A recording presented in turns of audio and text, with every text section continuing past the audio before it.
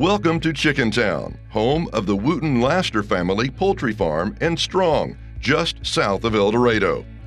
O'Neill Wooten grows broiler chickens here for Foster Farms with his son Casey and his daughter Wendi Laster and her husband Terry.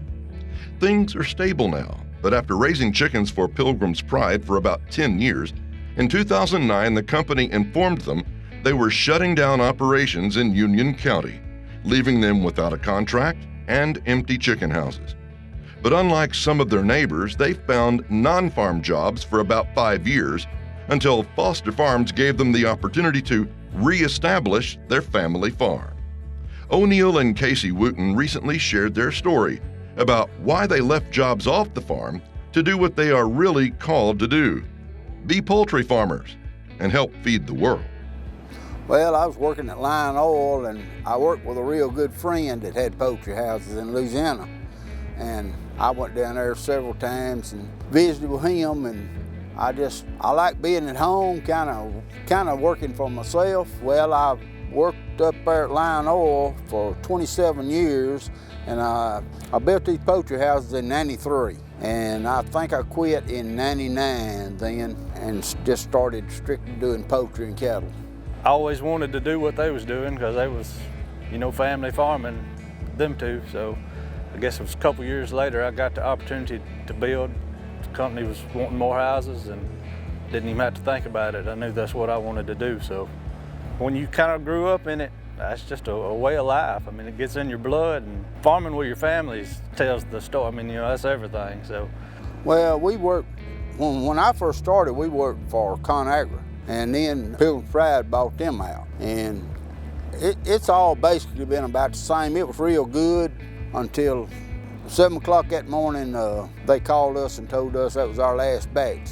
We finished growing that batch, and then we was down. We had me and Casey sitting here with 8 chicken houses and nothing to do with them.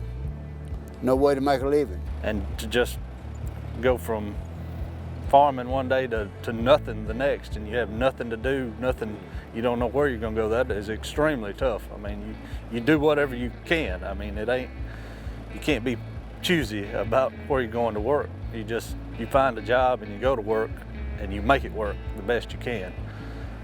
And luckily, I mean, we made it through it. And at times, your faith gets tried, it gets tested. Because it's times that it just don't look like, but we stuck through it, and it come around. And we do the very best we can to grow a good bird for whatever intergrower we're growing for. And if you go in there and take care of your birds like they need to be took care of, there's 3 main things on raising birds: feed, water, and air. If you keep them plenty of water, plenty of feed, and plenty of good air, they'll make it. Any farmer, it's basically the same way with all farmers. Whether it's cattle, swine, rice, whatever, they doing it and doing their very best to supply the world, because that's what it's all about.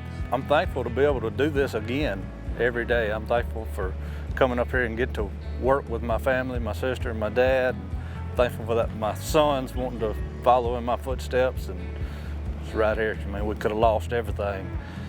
I know a lot of people that did lose everything, and we was able to hold on and get back in and have a ton to be thankful for.